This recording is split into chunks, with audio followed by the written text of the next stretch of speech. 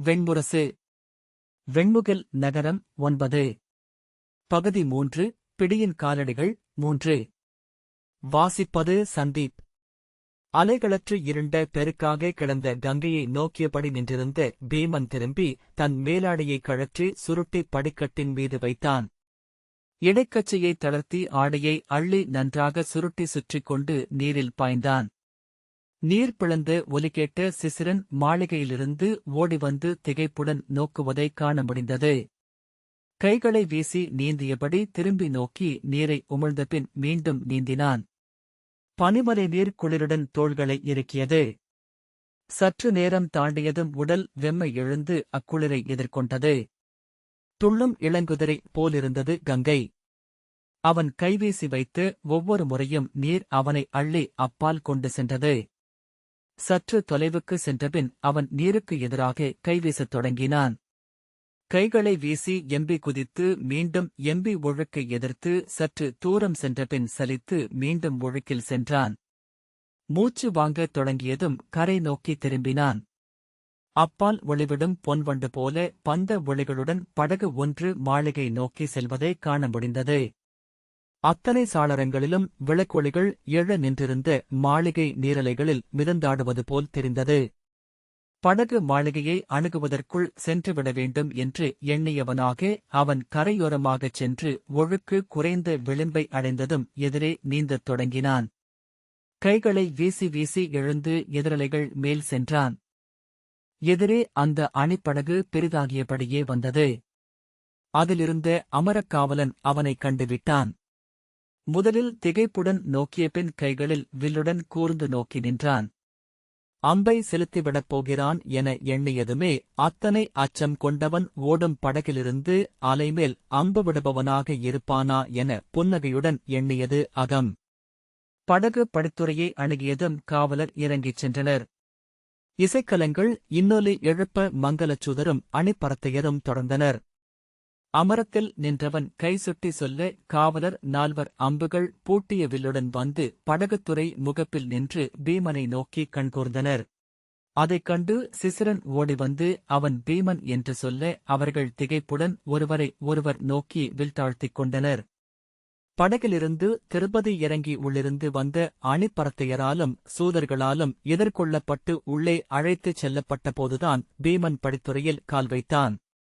நீர் வழியும் உடலுடன் எழுந்து நீண்ட குழலை கையால் நீவி பின்னால் சரித்துக் கொண்டு படிகளில் ஏறி மேலே சென்று தன் மேலாடையை எடுத்தான்.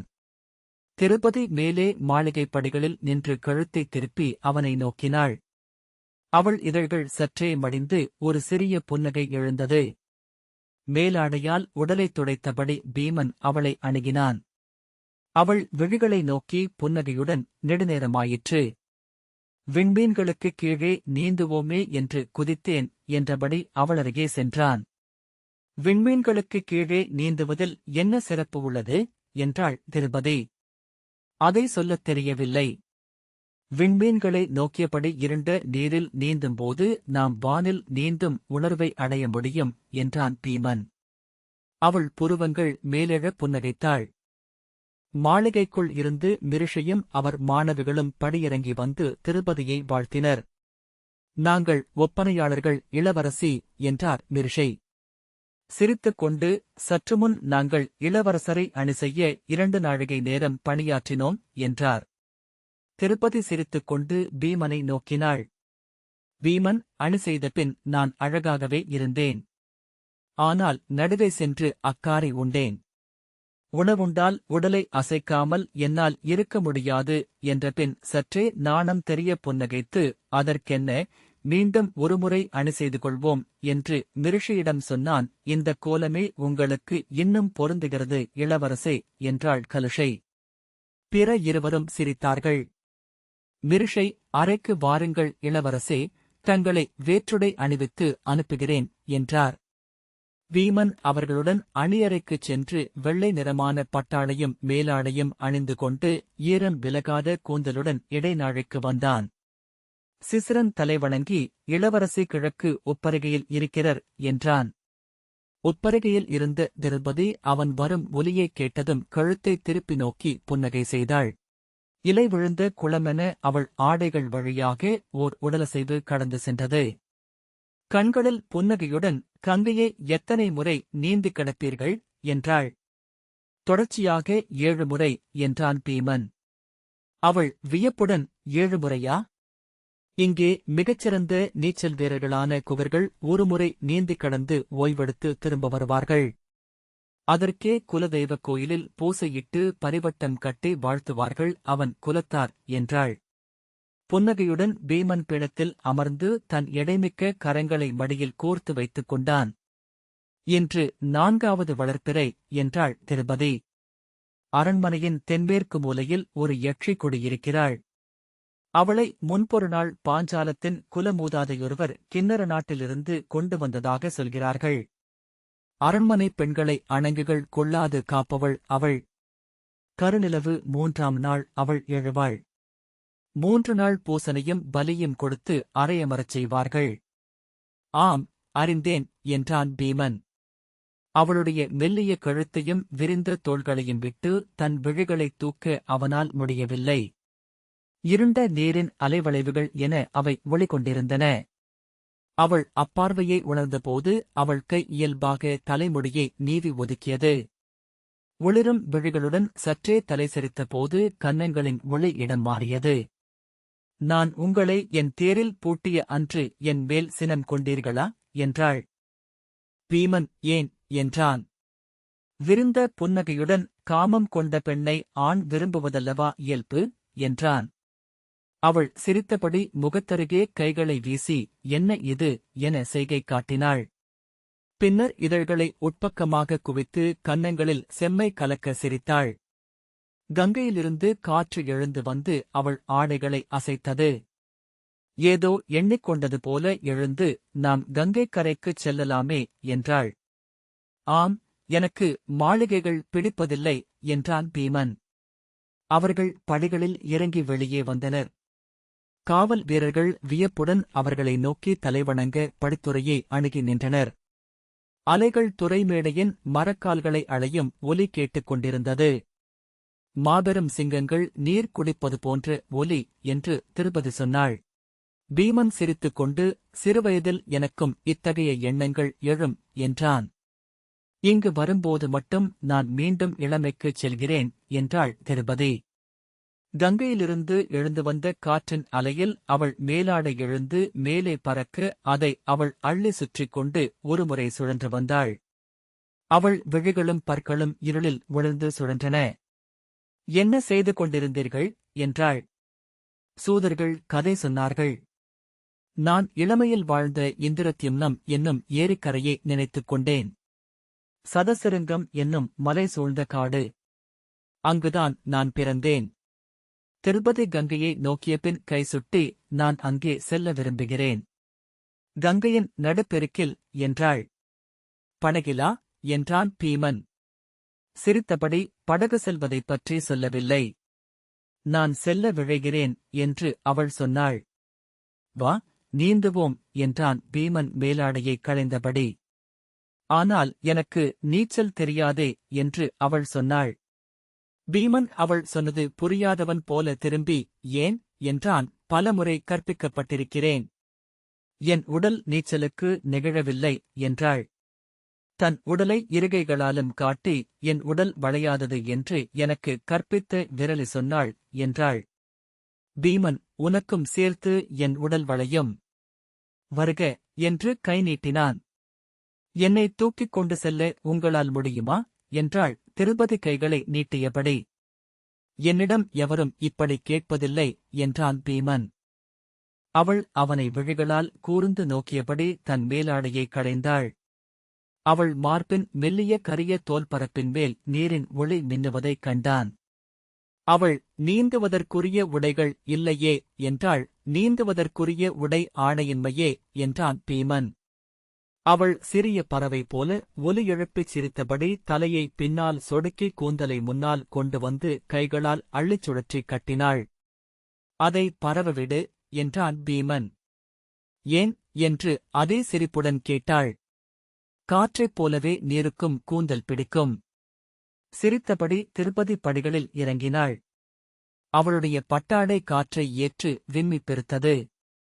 அதை இழுக்க பெருமூச்சுடன் மூழ்கியது. நீரிலிருந்தபடியே ஆடைகளைக் கழற்றி சுழற்றி கரையில் வீசினாள். அதைப்பற்றி படிகளில் வைத்துவிட்டு பீமன் தன் இடை சுற்றிய சிற்றாடையுடன் நீரில் இறங்கினான். அவள் தோள்களைச் சுற்றி நீர்வளையம் நெளிந்தாடியது.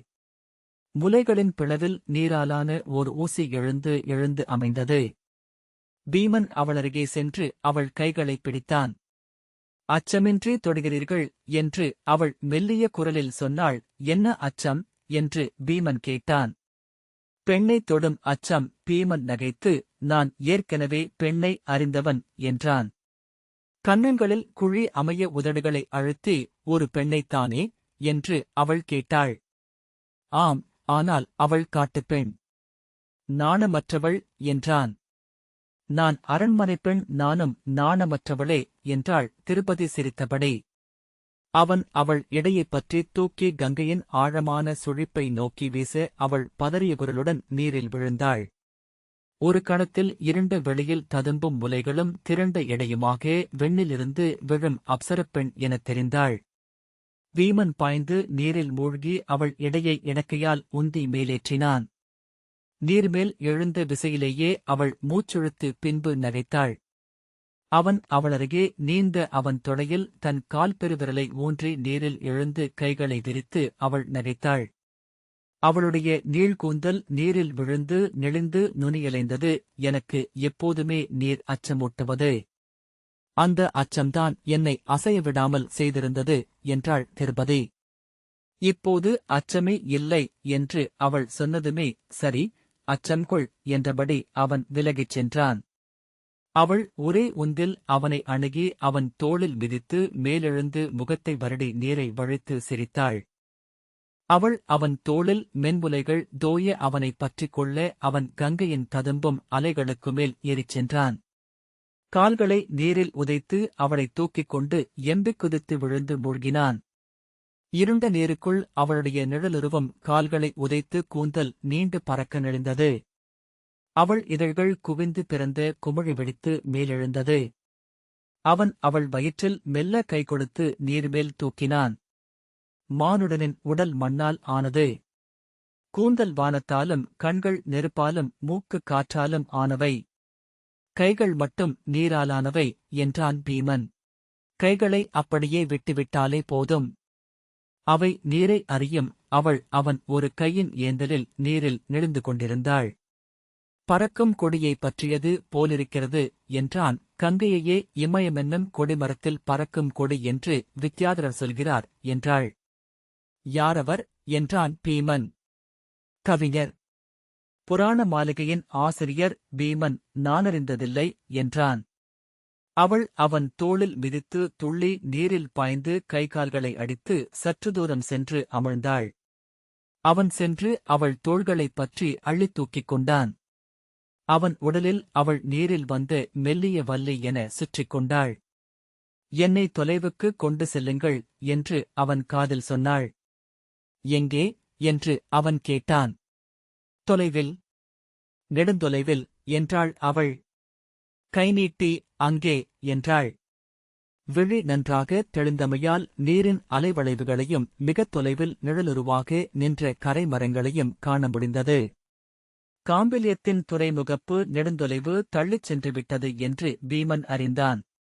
நாம் இப்போதே நெடுந்தொலைவு வந்துவிட்டோம் என்றான். ஆம், இன்னும் அப்பால் என்றாள் அவள். அவள் உடலில் நீர்வழியும் ஒளியைக் காண முடிந்தது.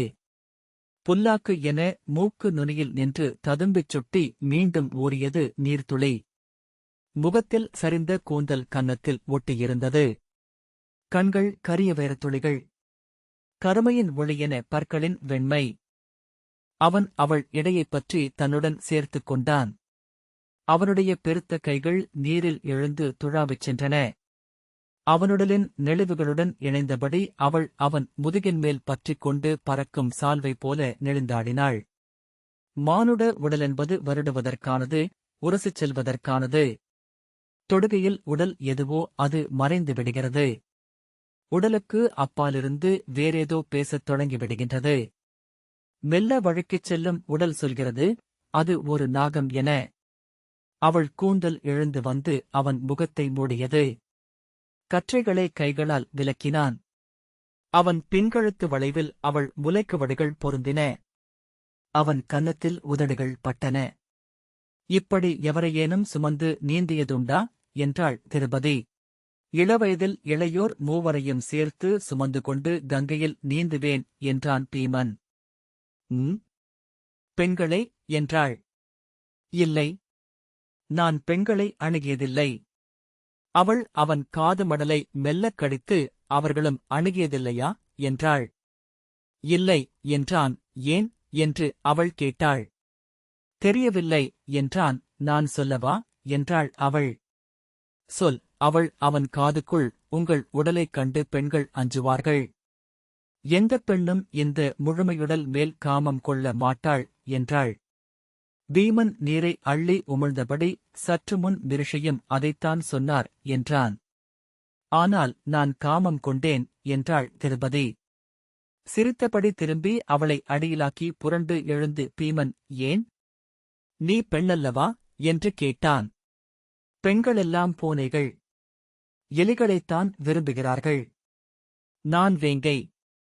யானையை கிழித்து உண்டாலும் குருதிப்பசி அடங்குவதில்லை என்ற பின் அவன் தோளில் மிதித்து எம்பிக் காற்றில் குதித்து அப்பால் நீரில் விழுந்து மூழ்கி எழுந்து சிலமுறை கைவீசி நீந்திச் சென்று அமிழ்ந்தாள். அவள் அமிழும் இடத்தில் சரியாக பீமனின் கைகள் சென்று அவளை ஏந்தி மேலெழுப்பின.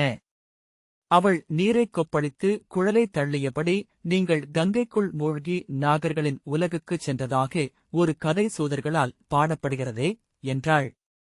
ஆம், உண்மைதான் என்றான் அவன். நான் ஏதோ ஓர் உலகுக்குள் சென்று மீண்டேன்.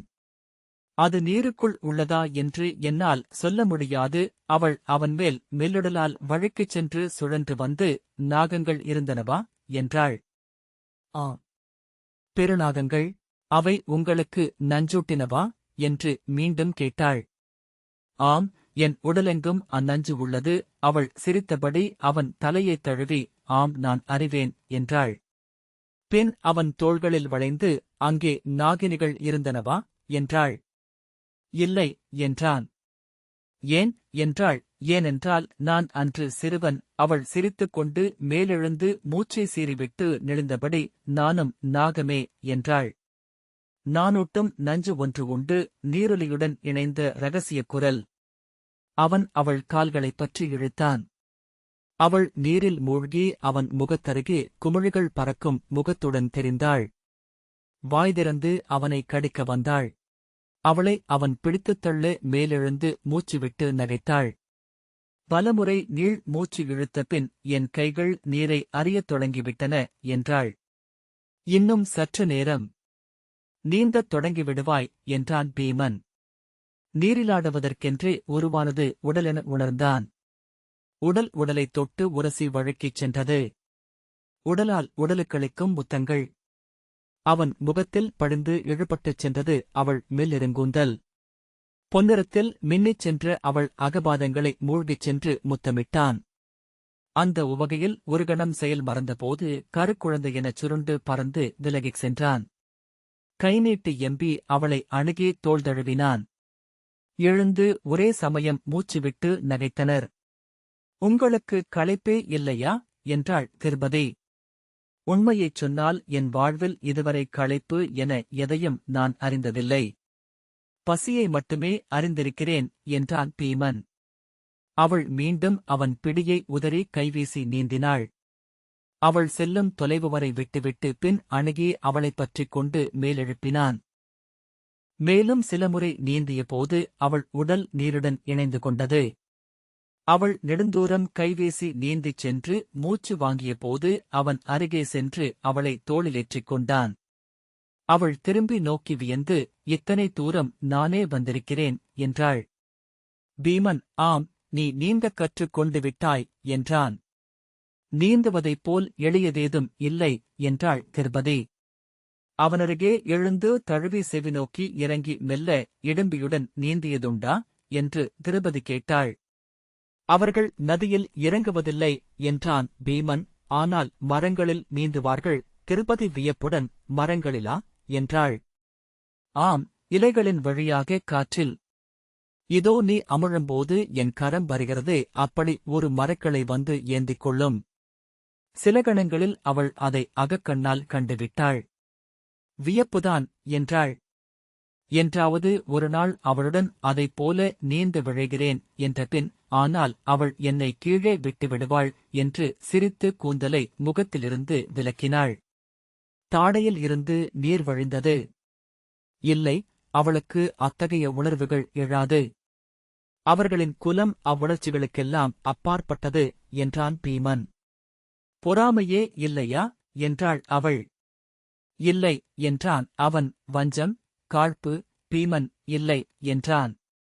ஏனென்றால் அவர்களுக்கு விழைவுகளில்லை. அவள் மல்லாந்து கைகளை வீசி நீந்தினாள்.